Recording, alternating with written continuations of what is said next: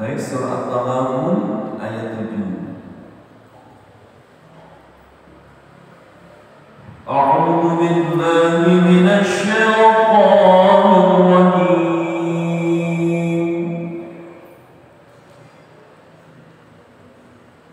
Bismillahirrahmanirrahim.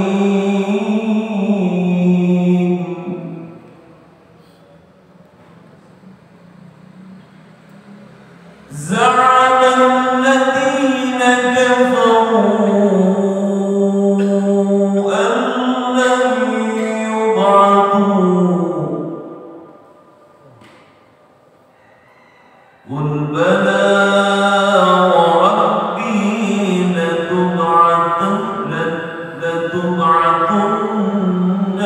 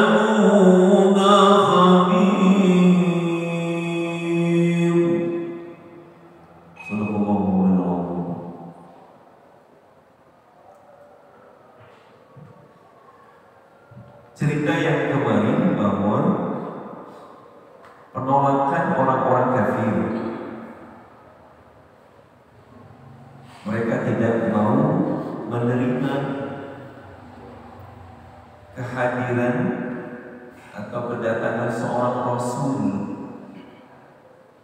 yang memberikan petunjuk kepada mereka, seorang Rasul yang mengajak untuk mempercayai adanya Allah. Dengan sombongnya mereka mengatakan faqalu abasyarun yahdunana. Apakah manusia semacam Muhammad ini mau memberikan petunjuk kepada kami? Memangnya siapa dia gitu? Fakafaru, mereka itu mengingkari, mereka tidak percaya karena mereka menganggap bahwa Rasulullah itu manusia biasa. Bahkan watawallaw, mereka berpaling meninggalkan Rasulullah. Wastaghnallahu wallahu ghaniyyun hamid, dan Allah mempertegas bahwa Allah itu tidak memerlukan mereka. Artinya seandainya pun mereka tidak mau mempercayai Allah, tidak mempercayai Rasulullah dengan ajaran-ajaran yang dibawa oleh Rasulullah, Allah tidak membutuhkan pengakuan mereka. Tidak percaya pun bagi Allah nggak masalah, karena Allah itu Ghaniyyun, maha kaya, Hamidun, Allah itu maha terpuji. Jadi nggak ada urusan gitu. Mau percaya mau enggak ya silahkan. Itu yang kemarin. Kita lanjutkan sekarang. Za'amal ladzina kafaru.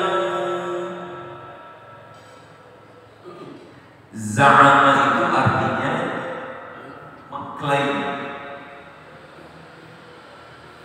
Bisa diartikan mengira.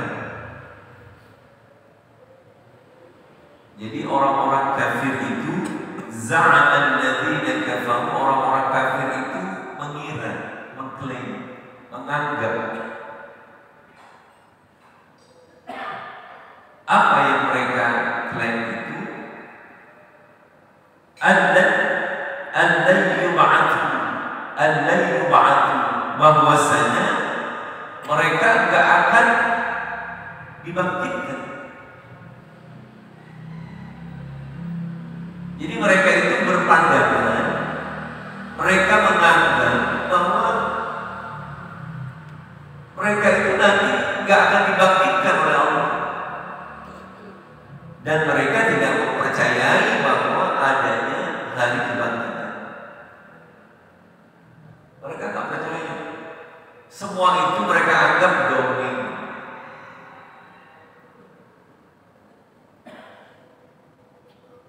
Nah, dalam kondisi kayak begitu, karena memang sudah Allah tutup hatinya, tidak mau mempercayai itu, qul, diajarkanlah Rasulullah oleh Allah Subhanahu wa ta'ala, qul, katakan wahai Muhammad kepada mereka orang-orang kafir itu yang enggak percaya kepadamu, bala, tidak demikian, tidak seperti apa yang kalian sangkakan. Bala, tidak demikian, tidak seperti apa yang kalian pikirkan, tidak seperti apa yang kalian anggap bahwa kalian nanti tidak akan dibangkitkan oleh Allah. Enggak begitu. Perkiraan kalian itu salah.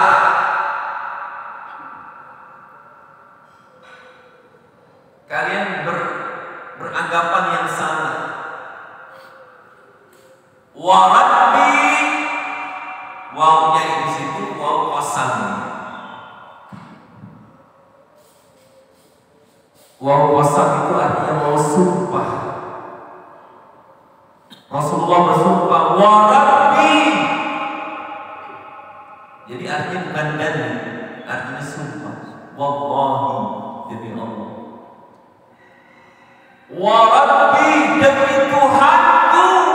Kata siapa? Kata Rasulullah sallallahu alaihi wasallam. Wa rabbi, demi Tuhanku, la tub'atunna. Ba'atha artinya dibangkitkan.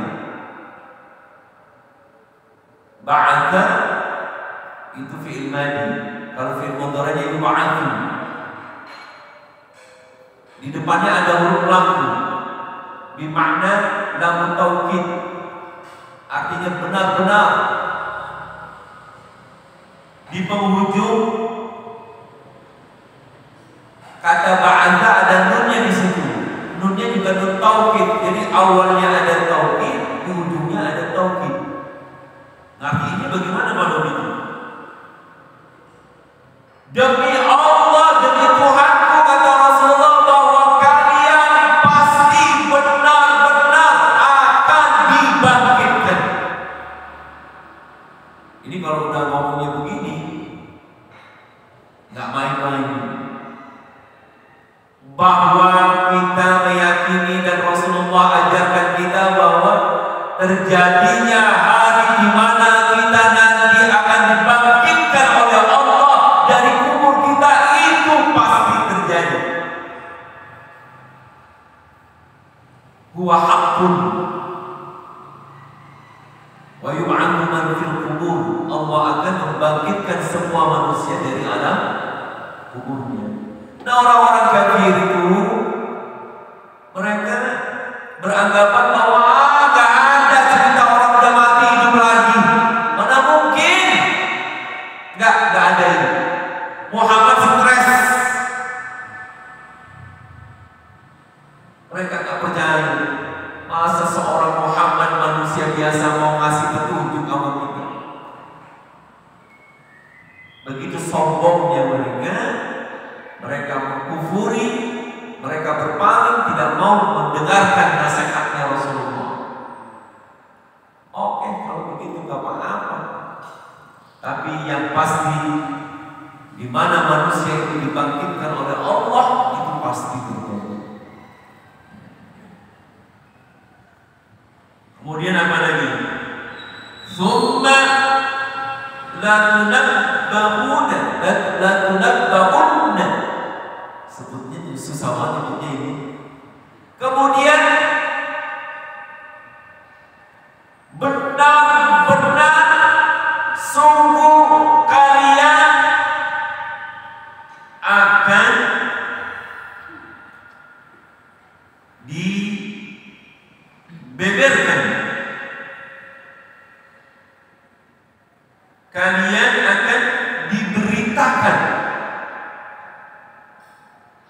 bima amiltum, semua apa yang pernah kalian lakukan semasa hidup kalian. Jadi jangan mengira bahwa kalau kita meninggal, kita mati, selesai sudah urusan kita. Oh tidak.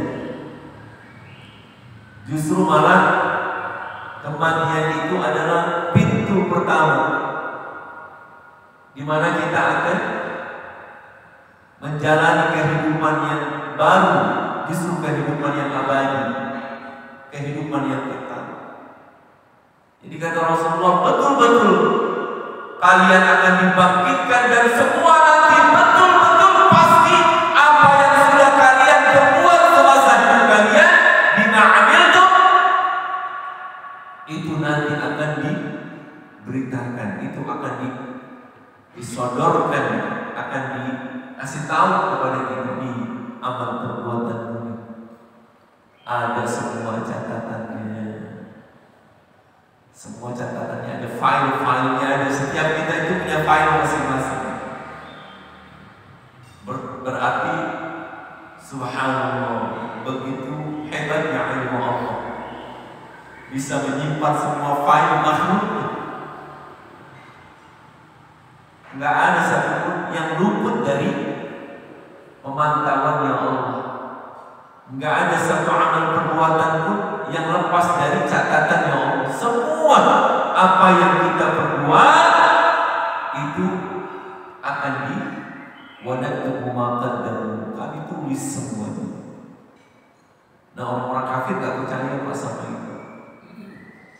Tapi kalau kita orang-orang yang beriman, kita percaya bahwa ada lagi kehidupan setelah hidup di dunia ini.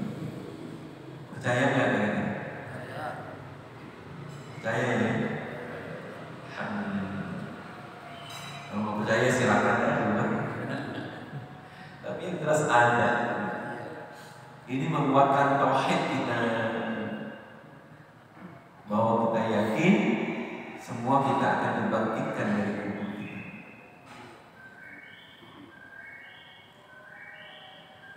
Wa dzalika 'ala Allahi yasir.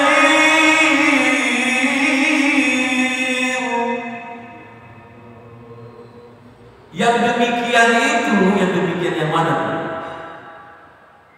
Yang demikian yang mana?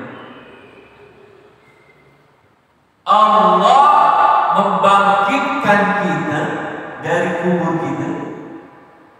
Allah akan menyodorkan semua catatan amal perbuatan kita yang pernah kita lakukan.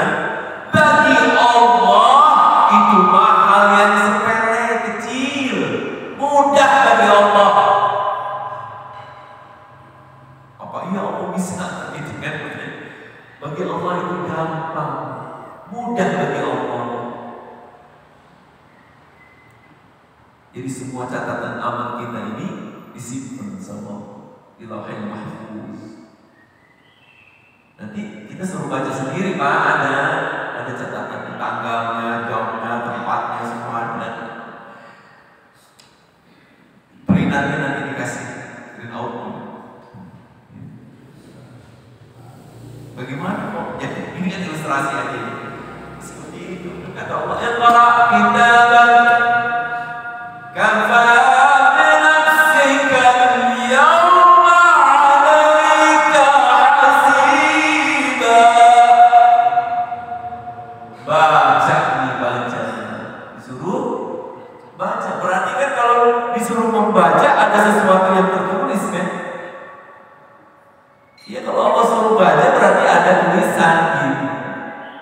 Dibaca nih catatanmu nih, kata Allah. Harus.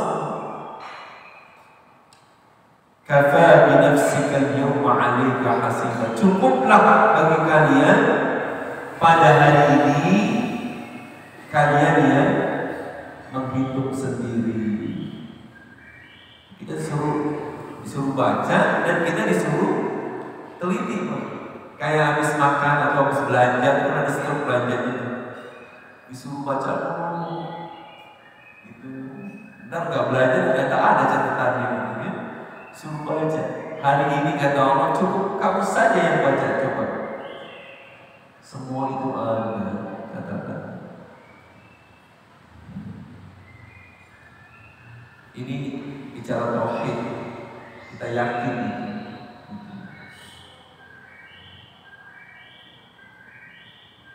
Karenanya Allah berfirman, "Fa'aminu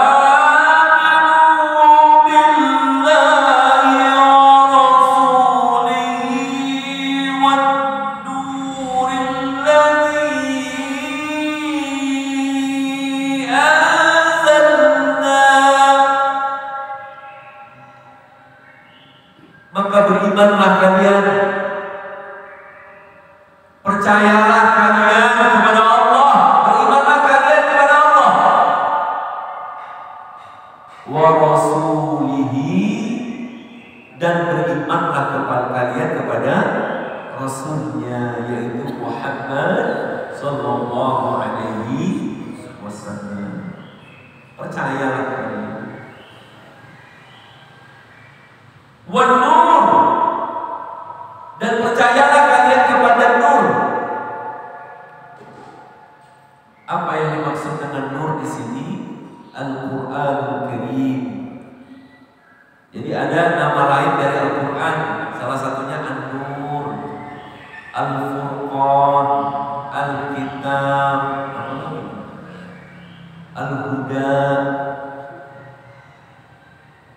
Jadi yang dimaksud An-Nur di sini dan artinya adalah Al-Qur'anul Karim. Maka percayalah kalian kepada Allah, percayalah kalian kepada Rasulnya, dan percayalah kalian kepada Al-Quran yang dibawa oleh Rasulnya Muhammad Sallallahu Alaihi Wasallam. Kita disuruh percaya semua tentang isi dan ajaran Al-Quran ini. Jangan ragu-ragu. Dzalikal kitabu la raiba fihi. Al-Quran ini adalah petunjuk yang tidak ada keraguan. Al-haqqu min rabbik. Kebenaran itu datangnya dari Allah. Fala takunanna minal mumtarin. Janganlah kamu menjadi orang-orang yang ragu. Jangan ragu. Harus kita yakin bahwa Al-Quran ini sebagai petunjuk hudan linnas bagi manusia. Petunjuk buat kita yang membedakan mana yang baik, mana yang buruk, mana yang boleh, mana yang tak boleh, mana yang halal, mana yang haram. Semua ada di dalam Al-Quran. Sehingganya waman a'rada an dzikri fa inna lahu kana ma'isyatan dhanka. Siapa saja yang berpaling dari Al-Quran, pasti hidupnya dia akan sempit.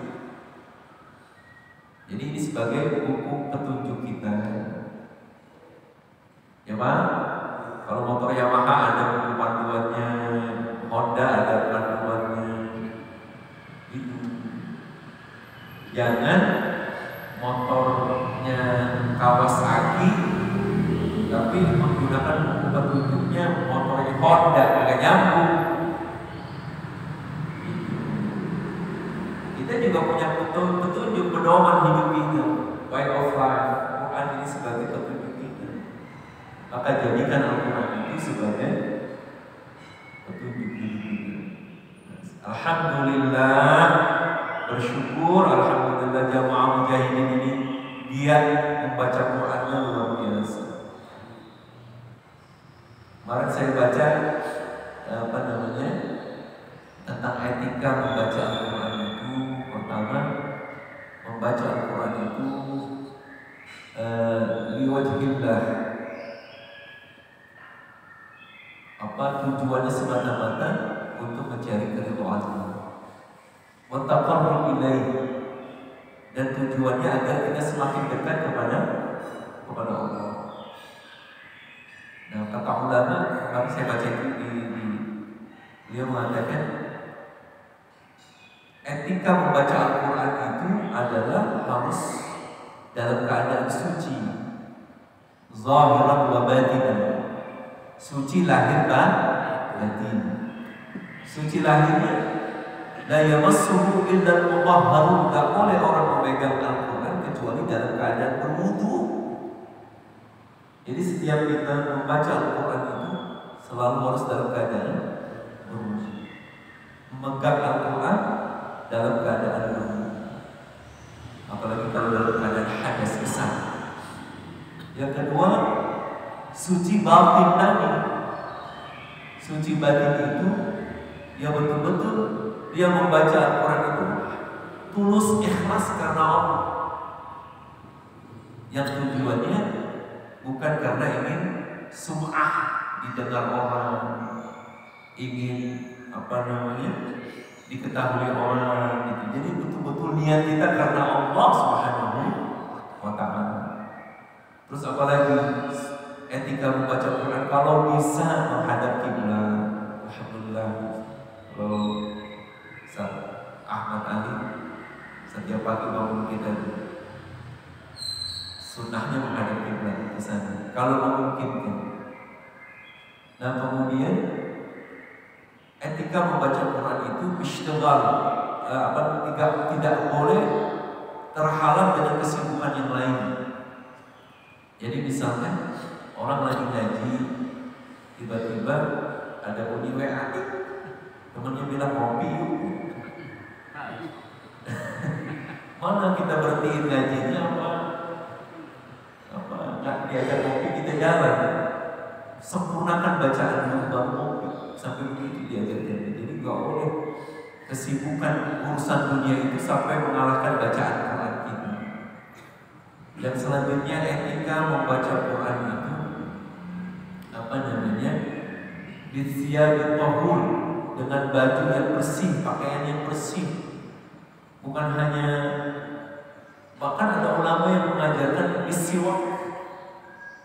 Orang ngaji itu sunnahnya itu diperintahkan sebelum ngaji gosok gigi. Makruh hukumnya orang ngaji mulutnya bau rokok. Ditadkhir. Saya baca benar demi Allah nih, saya baca. Kemarin di kitab saya baca. Orang yang lagi ngerokok atau orang yang lagi ngaji mulutnya bau rokok, makruh. Makanya saya bingung kalau ada orang misalnya hukum merokok di dalam masjid gimana sih? Makruh, nggak boleh. Ini tempat suci. Kalau mau merokok di luar masjid. Nah, jadi apalagi kalau nggak bisa merokok. Oh, itu. Nah, bukan maksud saya bukan lagi melarang orang merokok, bukan. Maksud saya etika di dalam membaca Al-Quran sampai mulut bau rokok saja nggak boleh. Warawa'ih, dan bau-bauan yang nggak bagus seperti apa? Bau petek, bau jengkol, bau bawang, bau durian, bau-bau yang enggak ini. Itu makruh orang membaca Al-Quran sedangkan mulutnya itu masih bau-bau yang kayak gitu. Bagaimana? Disuruh marmabah, kubur-kubur. Jadi begitu Pak, cara memuliakan Al-Quran bukan membaca-baca begitu aja. Jadi ada etika membacanya. Bil jawarih, dengan anggota tubuh yang tenang, tenang bacanya. Jadi disuruh tenang bacanya. Nah itu nantilah kita bahas etika-etika di dalam membaca Al-Quran. Jadi jangan sampai kita mau apa lagi baca Quran gak punya wudhu, bahkan mulut kita bau, itu etikanya gak bagus. Nah, jadi kita lanjutkan. Percayalah kamu kepada Allah dan percayalah kamu kepada Rasulnya. Wan nur, percayalah kamu kepada Al-Quran. Alladzi anzalna, yang kami telah turunkan. Wallahu bima ta'maluna khabir, dan Allah itu maha mengetahui, Allah itu maha meneliti dari apa yang kalian perbuat. Jadi kita disuruh meyakini dengan seyakin-yakinnya bahwa kebenaran dari Allah, mempercayai Rasulullah, dan mempercayai Al-Quran Al-Karim sebagai wahyu yang Allah turunkan kepadanya. Ini sampai di sini barangkali ya. Nanti kita luruskan. Yauma yajma'ukum liyaumil jam'i dzalika yaumut taghabun. Ini makanya disebut surah Taghabun karena bagian dari ayatnya ada kata-kata at-taghabun yang artinya pengungkapan. Taghabun itu artinya semua kesalahan-kesalahan kita itu akan di blow up. You know blow up? You know? Ya, dibeberkan, terjadi blow up, expose.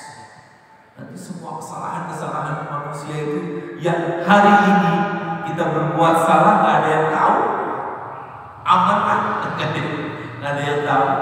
Nanti pada hari itu di mana manusia dikumpulkan oleh Allah, Yaumut Taghabun, semua kesalahan-kesalahan manusia itu akan di-blow up oleh Allah. Ya Allah, jangan sampai kita minta ya. Jangan wala tukhzina ya Allah, jangan kau permalukan kami nanti ya Allah pada hari kiamat. Ternyata orang begini ya. Ya Allah. Baik, sampai di sini barangkali apa ada yang perlu dibahas, silakan. Oke, nanya. Ya.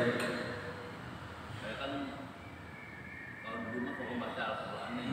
Ya, waktu Jadi kadang-kadang di warung.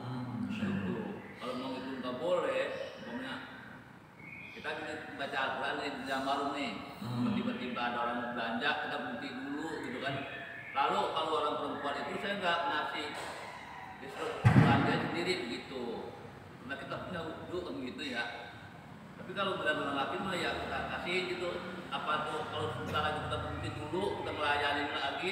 Dan kalau selesai kita baca lagi itu gimana tuh? Ah. Kalau itu hukumnya nggak boleh, ya saya berhenti di situ. Waduh, Masya Allah. Jadi apa yang dilakukan kaum dulu jadi contoh buat kita. Beliau tuh baca Qurannya rajin sampai mengisi waktu menunggu pembeli saja masih baca Quran. Yang tidak dibolehkan itu sesuatu perbuatan yang memang tidak ada darurat fi, nggak ada daruratnya. Kalau darurat nggak apa-apa. Yang maksudnya begini, lagi baca Quran itu terhenti dengan hal-hal yang nggak, misalkan ting di handphone ada misalkan kiriman video atau apalah yang nggak ada manfaatnya. Itu kan gak ada manfaatnya. Tapi kalau sesuatu darurat, misalnya lagi baca Quran, tiba-tiba ada pengumuman dari masjid, inna lillahi wa inna ilaihi raji'un. Kira-kira siapa ya? Terus kita berhenti ngaji, kita ngelawat dulu, gak apa-apa, itu kan ada darurat. Lagi ngaji, tiba-tiba istri lagi masak, kompornya meledak. Nah ya boleh, kayak kau kan model lagi ngaji, karena sambil nungguin ada orang berhenti, belanja berhenti dulu, layani dulu, terus habis selesai lanjutin lagi. Jadi ya, tapi ayatnya selesai dulu sampai wakaf ya. khatami dulu, tandai, bacaannya sampai di sini, kita terusin lagi, sempurnakan ayatnya, jadi ya jadi begitu. Nah, seperti itu, nggak apa-apa. Yang dimaksud di sini adalah berhenti pada hal-hal yang tidak ada manfaatnya. Gitu ya. Berhenti rokok dulu. Iya. Artinya begini Pak, artinya begini, etika itu hanya etika. Kalau etika itu begini, orang lagi angok, etikanya kan ditutup gitu. Kalau begitu kan kurang bagus etika. Jadi kalau ada orang baca Quran, dia nggak berwudu, nggak boleh. Tapi kalau misalkan dia baca Quran, mulutnya bau rokok, bau bawang, bau petek, itu etikanya kurang bagus. Emang kita lagi baca apa? Baca kalam Allah, baca ucapan Allah. Kita sedang berhadapan dengan Al-Quran sebagai ucapan Allah. Gitu. Nah, seperti itu. Ya. Kita kan di dunia ini diberi kesempatan oleh Allah untuk minta taubat ya, untuk bertobat, mohon ampun. Nah, apakah setelah kita diampuni dosanya, catatan itu akan dihapus atau tetap dibeberkan nanti di akhirat? Iya. Bisa kemungkinan dosanya dihapuskan, tapi catatannya masih ada. Makanya kita berdoa, Rabbana innana sami'na munadiyan yunadi lil iman an aminu bi rabbikum fa amanna Rabbana faghfir lana dhunubana wa kaffir 'anna sayyi'atina. Ya Allah, ampuni dosa-dosaku dan ya Allah, hapuskan semua catatan-catatan keburukanku. Gitu. Jadi minta sama Allah bukan hanya diampuni tapi juga dihapuskan. Gitu. Ya mudah-mudahan Allah ampuni segala dosa dan Allah hapuskan semua catatan buruk kita. Ada lagi? Ada, silakan. Ya. Soal taubat. Saya kurang dengar. Beberapa waktu lalu saya ingat bahwa di lingkungan negeri kita itu di bagian timur sana, wilayah timur Indonesia, itu ada semangat dakwah yang luar biasa. Tapi menurut saya, pemahaman saya bahwa taubat itu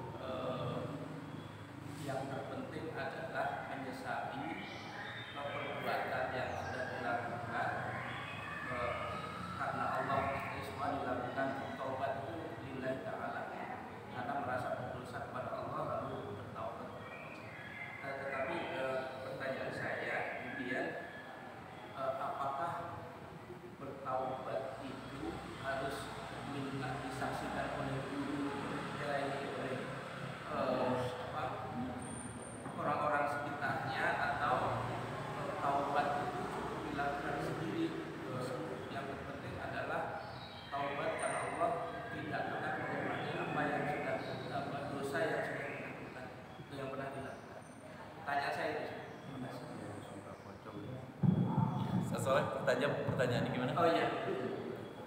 Jadi pernah di satu tempat ada orang bertaubat, kemudian karena dosa tertentu hukumannya dirajam, lalu dilakukan oleh gurunya gitu. Nah, pertanyaan saya, apakah bertaubat itu cukup menyesali perbuatannya dan tidak akan mengulangi perbuatan dosa itu dilakukan lillahi ta'ala atau harus disaksikan dan minta di hukum dunia? Ya, baik, saya paham. Bertobat itu tubu ilallahi taubatan nasuha. Bertobatlah kamu kepada Allah dengan tobat yang sebenar-benarnya.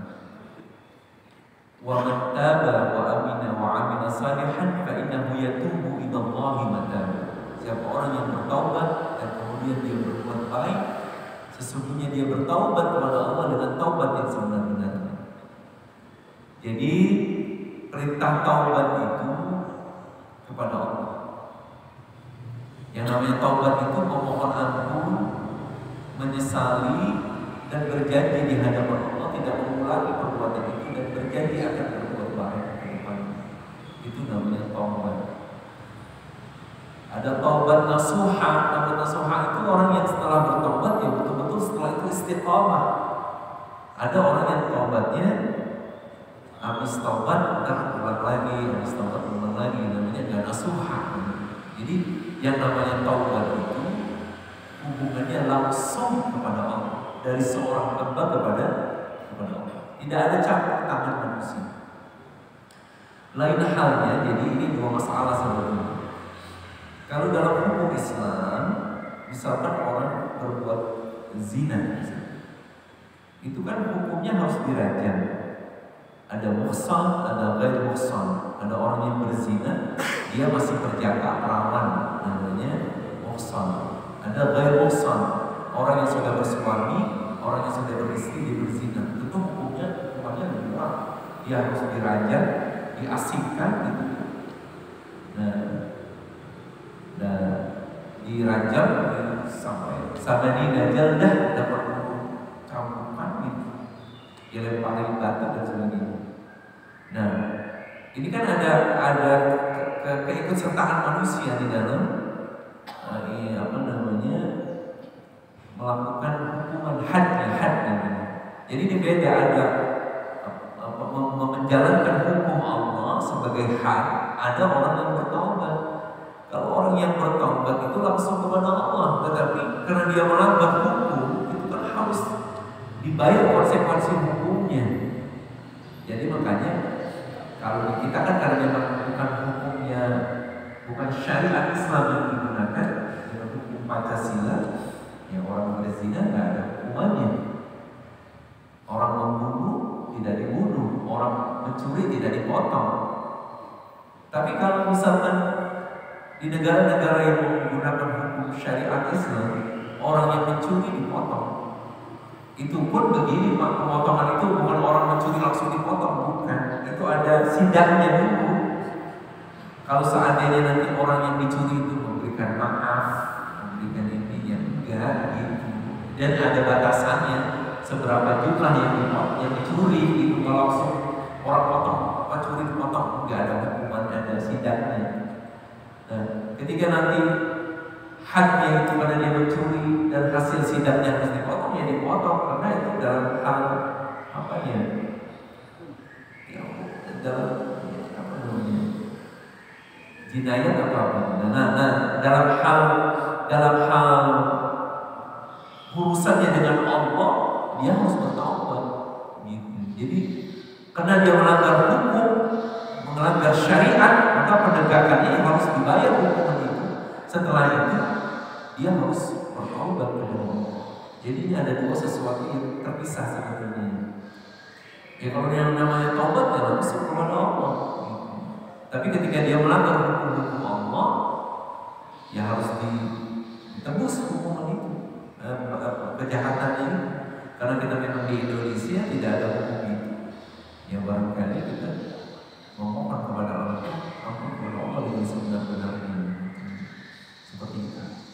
Barangkali cukup ya. Udah siap kayaknya. Lontong sayur udah siap. Mudah-mudahan ada manfaatnya. In uridu illa al-islah astagfirullah tawakkaltu 'ala Allah wa ilayhi unib. Kita baca doa kafaratul majlis. Subhanakallahumma wa bihamdika asyhadu an la ilaha illa anta astaghfiruka wa atubu ilaik. Wallahu muwaffiq ila aqwamit thoriq. Hadanallahu wa iyyakum ajma'in. Wassalamu alaikum